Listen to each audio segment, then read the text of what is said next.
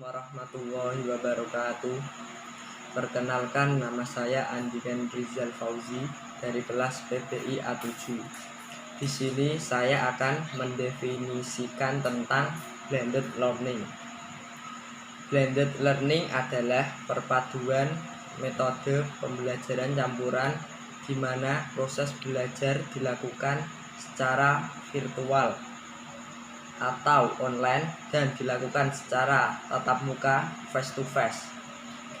Menurut para ahli, menurut Rosman 2011.2.242 menyampaikan bahwa pola pelajar yang dicampurkan adalah dua unsur, yaitu pembelajaran di kelas dengan online.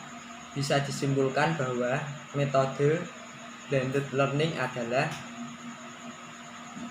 metode campuran yang memadukan antara teknologi dan manusia. Sekian dari saya. Wassalamualaikum warahmatullahi wabarakatuh. Assalamualaikum warahmatullahi wabarakatuh. Perkenalkan, nama saya Umi Hani. Saya dari Prodi PBI R2A7. Di sini saya mau menjelaskan tentang beberapa karakteristik dari blended learning. Yang pertama, karakteristik dari blended learning yaitu pembelajaran yang menggabungkan metode pembelajaran, model pengajaran yang disampaikan oleh dosen berbasis dengan teknologi. Seperti kita tahu, dosen memiliki cara penyampaian yang berbeda-beda kepada mahasiswa, kepada muridnya. Ada kalanya dosen menyampaikan langsung kepada mahasiswanya tentang materi yang akan dia sampaikan, dan sebagian dari dosen juga menggunakan teknologi yang ada pada zaman sekarang. Seperti kita tahu, di era zaman sekarang teknologi mulai berkembang dan dosen mulai bisa menggunakan berbagai media sosial, berbagai media untuk menyampaikan pembelajaran yang akan dia sampaikan. Dan sebagian dari dosen juga menyampaikan materinya melalui mahasiswa dengan cara seperti presentasi. Karakteristik yang kedua yaitu sebagai sebuah kombinasi pembelajaran secara langsung atau face to face dan pembelajaran via online. Jadi dari kedua aspek tersebut harus ada keduanya. Apabila salah satu dari keduanya tidak ada, maka tidak bisa dikatakan blended learning, karena blended learning itu adalah metode pembelajaran campuran. Dan yang ketiga yaitu pembelajaran didukung oleh kombinasi efektif dari cara penyampaian, cara mengajar, dan gaya pembelajaran. Dan selanjutnya karakteristik yang keempat yaitu guru dan orang tua pelajar memiliki peran yang sangat penting. Guru sebagai fasilitator dan orang tua sebagai pendukung. Jadi hendaknya orang tua dari mahasiswa, orang tua murid hendaknya mendukung setiap proses pembelajaran yang dilakukan oleh mahasiswa. Cukup sekian dari saya, keterangan tentang karakteristik blended learning. Apabila ada kesalahan, saya ucapkan mohon maaf dan terima kasih. Halo, Assalamualaikum warahmatullahi wabarakatuh. Perkenalkan, nama saya Maria Ulfa, saya dari kelas PBI A7. NIM saya adalah 20132000506. Di sini saya akan menjelaskan tentang the benefit of blended learning. Yang pertama adalah metode face to face atau bisa disebut juga dengan metode tatap muka. Tatap muka di sini adalah melibatkan dosen dan mahasiswa di waktu dan tempat yang sama. Dosen bisa menyampaikan materi dan mahasiswa bisa memahami materi. Dan kelebihannya di sini adalah face to face ini mahasiswa bisa secara langsung berinteraksi langsung dengan dosen dan bisa berinteraksi langsung dengan teman-temannya dan bisa berdiskusi langsung dengan teman-temannya.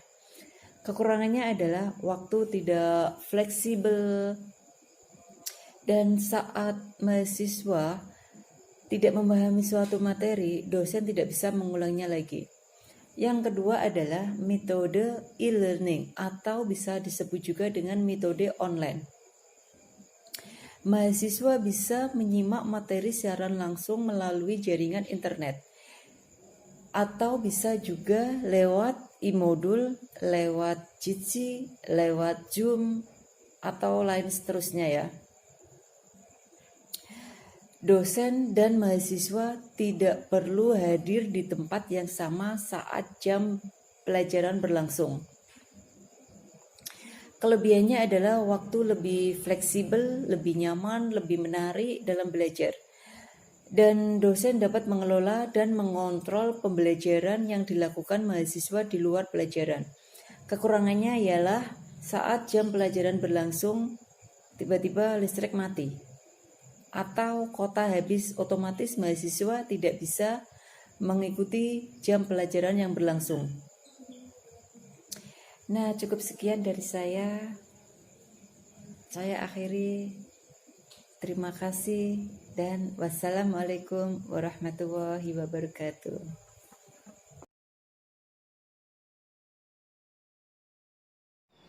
Halo, Assalamualaikum warahmatullahi wabarakatuh. Saya Ayu Bibit Laraswati dari PPIA 7 dan dari kelompok 1. Di sini saya akan menerangkan tentang konsep blended learning. Seperti yang kita ketahui, perkembangan teknologi yang begitu pesat mengharuskan adanya inovasi dalam pembelajaran. Inovasi tersebut salah satunya adalah blended learning. Seperti yang sudah diterangkan oleh teman saya sebelumnya, blended learning adalah perpaduan metode belajar. Blended learning terdiri dari dua kata, yaitu blended dan learning.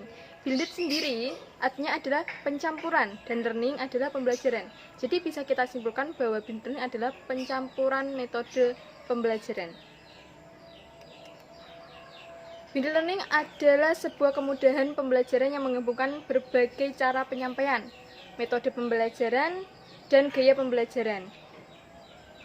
Ada beberapa kelebihan yang bisa kita ambil dari metode pembelajaran ini, yaitu fleksibel, efektif, dan efisien. Sebelum terlalu jauh kita mengkaji konsep dan bagaimana model penerapan blended learning, maka perlunya kita pahami secara bersama-sama bahwa blended learning untuk saat ini masih diperdebatkan. Bahkan ada yang mengatakan bahwa konsep blended learning ini adalah sebuah konsep yang tidak berguna dan meragukan khususnya dampaknya terhadap hasil belajar.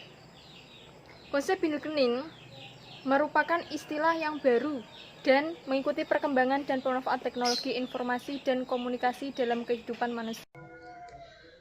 Menurut Driscoll, menyebutkan 4 konsep blended learning, yaitu 1. Blended learning merupakan pembelajaran yang mengkombinasikan atau menggabungkan berbagai teknologi berbasis web untuk mencapai tujuan pendidikan. 2. Blended learning merupakan kombinasi dari berbagai pendekatan pembelajaran untuk menghasilkan suatu pencapaian pembelajaran yang optimal dengan atau tanpa teknologi pembelajaran. 3. Blended learning juga merupakan kombinasi banyak format teknologi pembelajaran seperti video tab, CD-ROM, web-based training, film, dan pembelajaran tatap muka. Blended learning menggabungkan teknologi pembelajaran dengan perintah tugas kerja aktual untuk menciptakan pengaruh yang baik pada pembelajaran tugas. Sekian penjelasan tentang konsep blended learning. Apabila ada kesalahan, saya mohon maaf dan semoga bermanfaat untuk kita semua.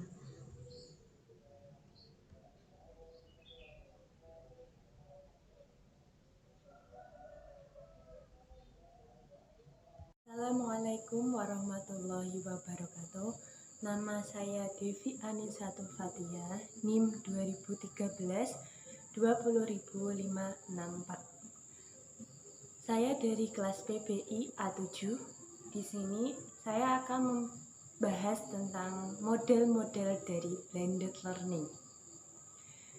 Haughey mengungkapkan bahwa terdapat 3 model dalam pengembangan pembelajaran blended learning, yaitu pertama, model web course, yang kedua adalah web-centric course, dan yang ketiga adalah web-enhanced course. Yang pertama adalah model web course, yaitu penggunaan internet untuk keperluan pendidikan yang mana peserta didik dan pendidik sepenuhnya terpisah dan tidak diperlukan adanya tatap muka.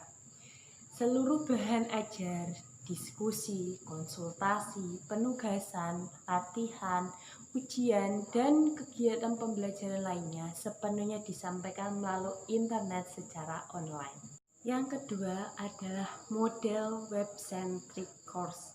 Adalah penggunaan internet yang memadukan antara belajar jarak jauh dan tatap muka. Sebagian materi disampaikan melalui internet dan sebagian lagi melalui tatap muka yang fungsinya saling melengkapi.